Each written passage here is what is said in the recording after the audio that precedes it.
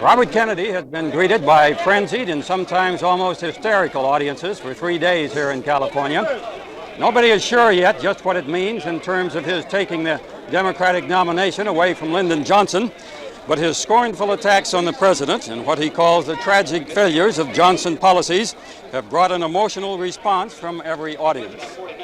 There are tens of thousands, hundreds of thousands of people in South Vietnam who do not want to be under North Vietnam or under the rule of the communists. I think that we have a responsibility to them as well. So I would hope that we would go back and protect the population centers and help those. We've been so committed, we've made such an effort there, and we've said that we are going to stay, and a lot of people have made great sacrifice to be by our side, and I think we have to remember them as well. And that's what I would intend to do. I would make an effort to de-escalate. I would de-escalate the effort, as I've said before. I'd protect the population centers.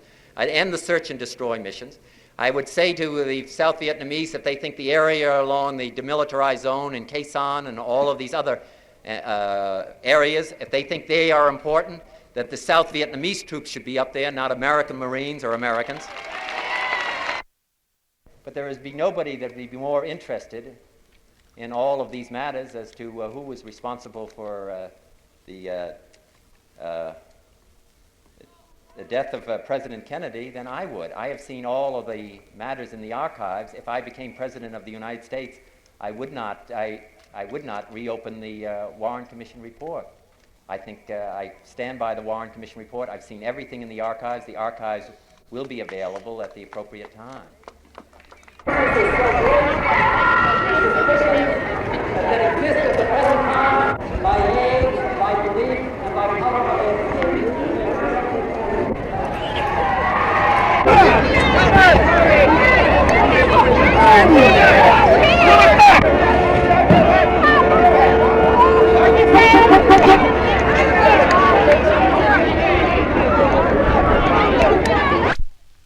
It's much too early to tell whether the Kennedy crowds will turn into the votes and the delegates needed to stop Lyndon Johnson at the Democratic Convention. But in 1 week, his campaign has acquired a remarkable momentum and sparked an emotional revival of the Kennedy legend, the mystical force that is Robert Kennedy's most powerful political asset. This is Bob Clark in California.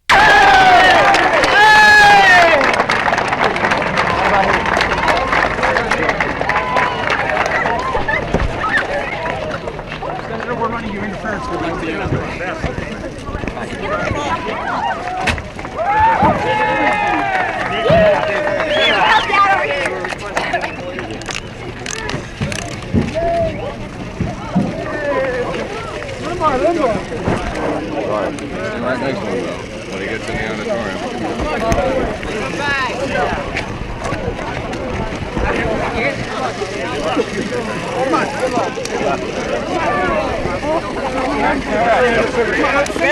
Sorry, man, I'm getting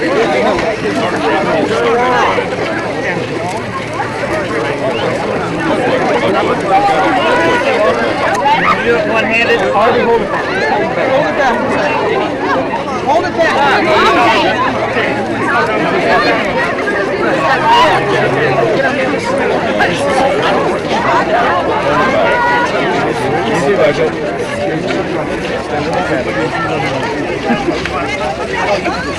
We're only talking about I've had more people walking out, more traffic and talking about people than the Hey, Judge, want to get out?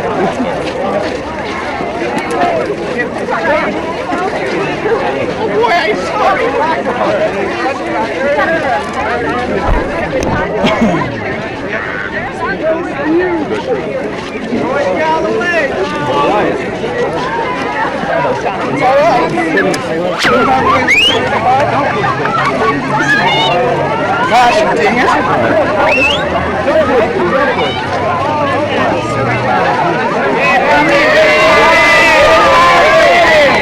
Back of the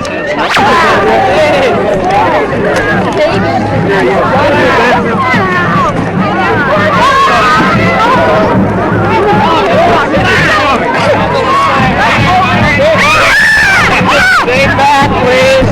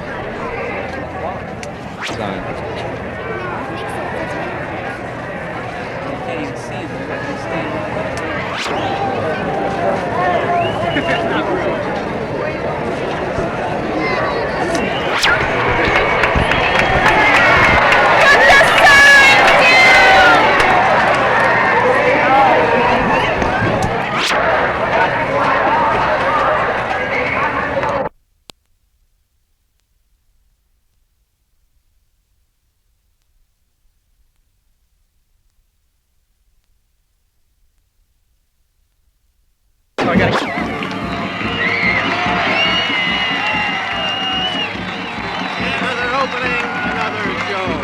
We are at San Fernando Valley State College, north of Los Angeles, and this plaza in the open air on a bright, sunshiny morning is changing for a look as Senator Nixon way directly before us.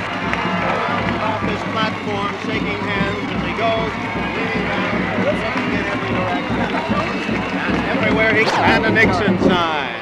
And a big comb on a poster that says Bobby's Comb. Senator Kennedy to speak to this political...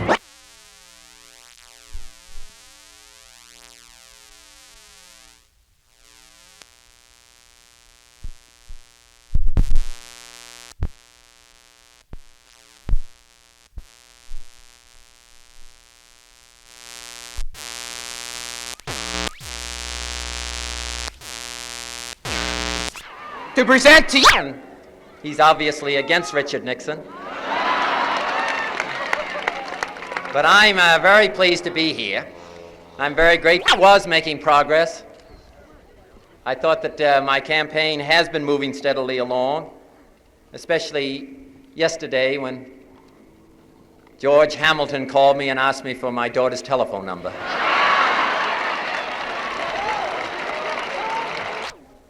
Take the vice presidency under Lyndon Johnson. And I said evidently they didn't understand my remarks. I thought that a coalition government was possible in Saigon, but not here.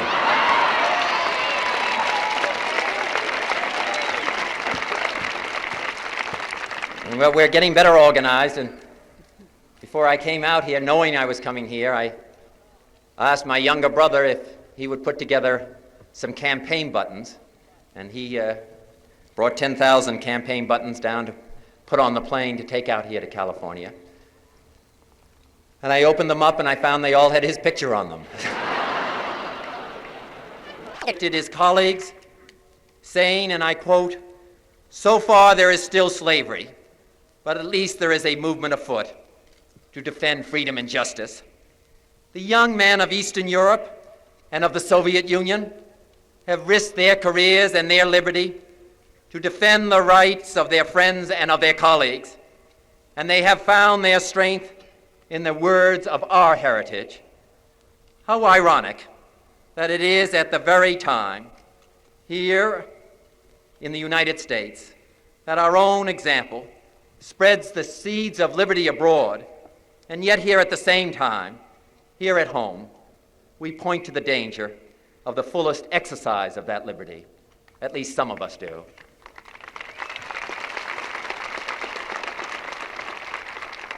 There are those who decry the growth of dissent. They urge that and I quote, that the time has come to unite, to support our leaders, to support our government. And they ask, which side are you on? We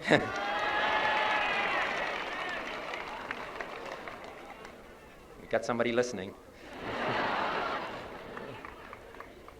And I think the time has come to answer that question. And I think you are, on the side of those who seek to preserve a decent respect for the opinion of mankind, retaining the common sense of purpose that was always our bond in the past. I am on the side, and I believe you are, on those who are not afraid to recognize past error, as I must recognize it in my own actions in dealing with the problem and struggle in South Vietnam.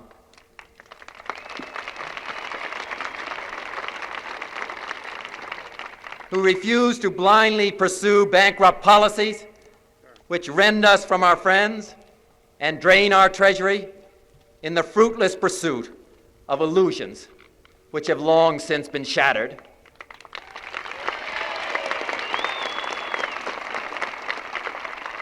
I am on the side of those who seek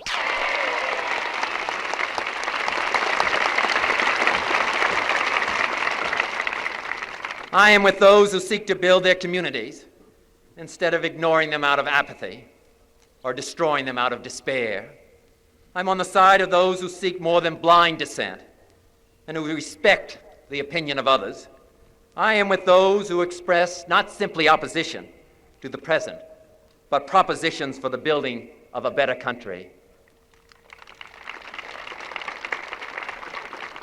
And very importantly, I am on the side of those who do not shout down others, but who listen and challenge and then prepare a better policy for the United States of America.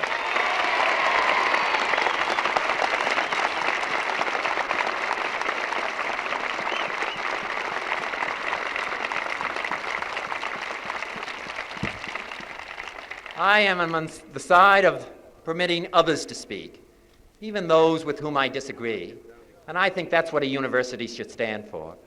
I think that many of you oppose our present action in Vietnam as many college students across the United States do.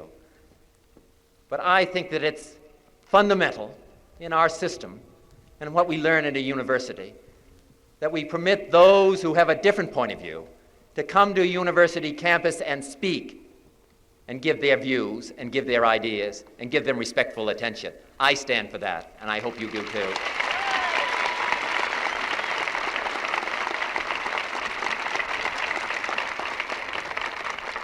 I stand then with those who accept the spirit of youth, the conviction of possibility, and the hope for the future. I stand with that spirit, so evident in Senator McCarthy's gallant New Hampshire campaign, which reminds us we are the masters, not the subjects of our government.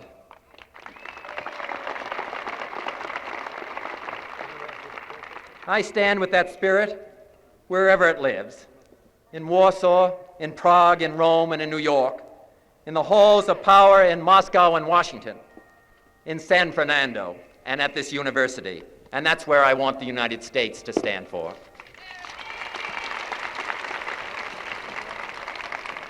For here is where the world is truly divided, not by the long-dead barriers of race and religion, not by the boundaries of state and nation, not even by the walls of ideology.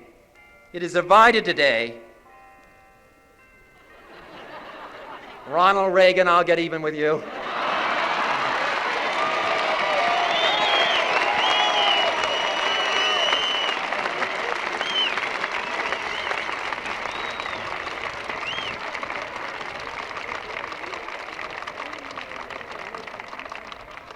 My speech was so eloquent, I started hearing bells.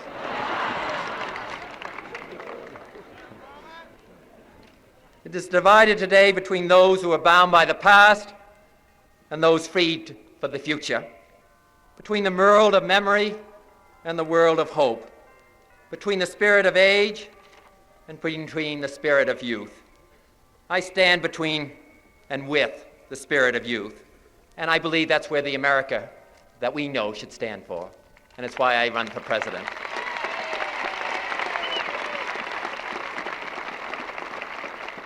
And what I believe that means is a new effort, with new leadership to end the conflict in Vietnam and to bring the journey back to peace.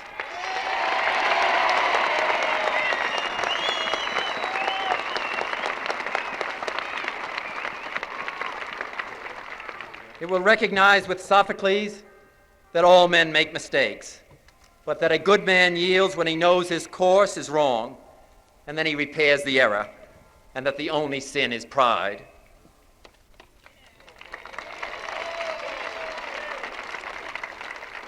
A new leadership will not risk more and more lives, American and Vietnamese alike, in the name of false pride.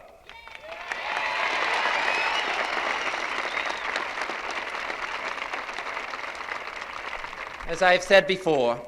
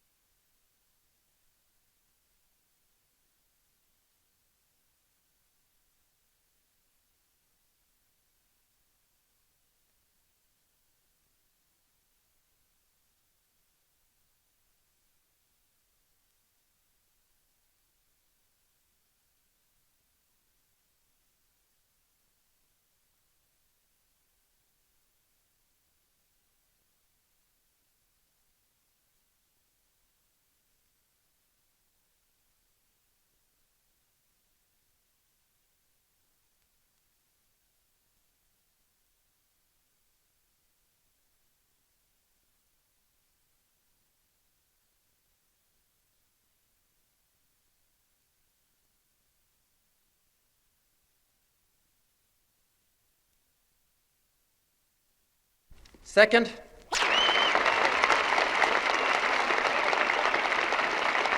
Dante said that the hot country is following over the period of the last few years. You have the chance to change it over the period of the next decade. Not just by protesting, not just by walking around with signs, but becoming actively involved. Making your views known, but actively involving yourselves.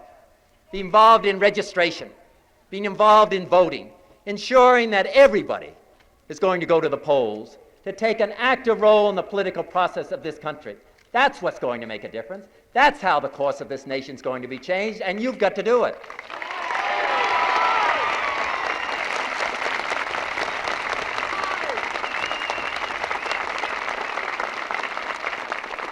And the problems that we have in our own country, I don't think that we have to accept the divisions that exist between races, that blacks and whites cannot get along together. I don't think we have to accept the violence and the lawlessness and the disorder. Members of the administration a few weeks ago promised that we can expect this kind of violence summer after summer. I don't think we have to accept that here in the United States of America. I think that we can do better. And that's why I'm running for President of the United States. Thank you very much.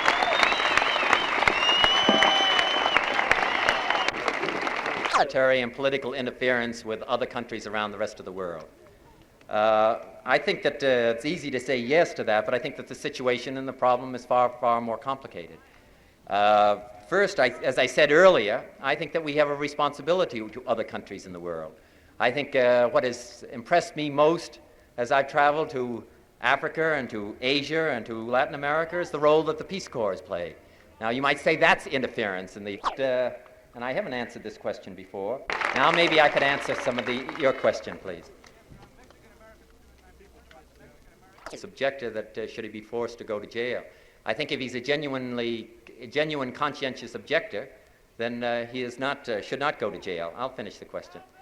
I think that it's, I don't think that it's practically possible to separate one war from another. I think that if a person feels morally about the war in South Vietnam, feels on his own conscience that it's wrong for the United States, then I think that he has to be willing to face the consequences of that action. Now that is not, it doesn't happen to be a very popular answer. I would go myself.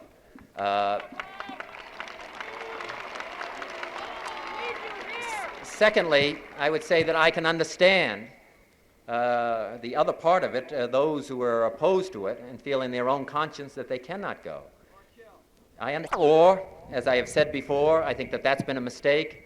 There are, which is one of the reasons that I have a, and part of the answer to the question the gentleman just asked me. I would make it clear, they've talked about drafting the 18-year-olds and 19-year-olds. I'd make it clear that they have to do that. I would make it clear that we want them to end, that they must end the corruption if they want us to stay there and be by their side.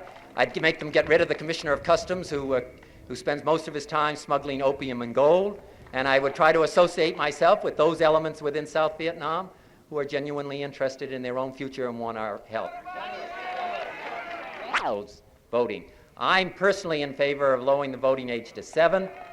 And and if I'm elected President of the United States, I will make all effort to try to get a constitutional amendment to lower the voting age to at least 18. And secondly, I would hope that it's passed here in the state of California to lower the voting age to...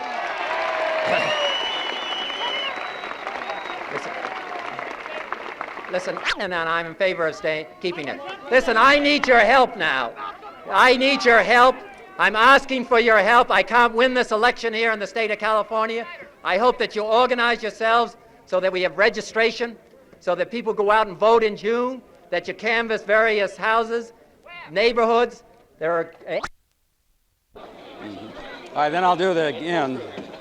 So when the kind of crowds attend the votes, the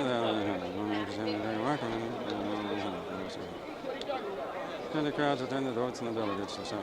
What is there?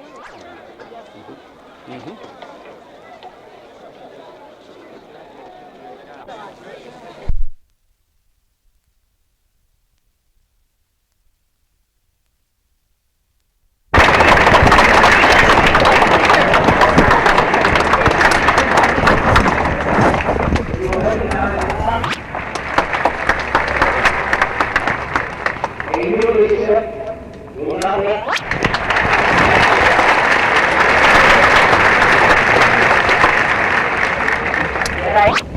that we will have to invest $30 billion and $30 billion each year, and wasting 500 American lives to seek a military victory that we always been promised and which we will never achieve.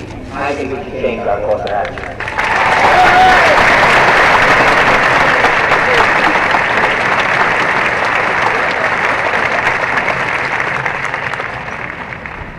Instead, this new leadership will place it. We will seek that peace by recognizing the steps that have never been taken by this administration, and which I believe should be taken, but which will still hold the hope of a negotiated settlement. I think that we should hold out to our adversary that we will negotiate with the National Relations Fund, our primary adversary.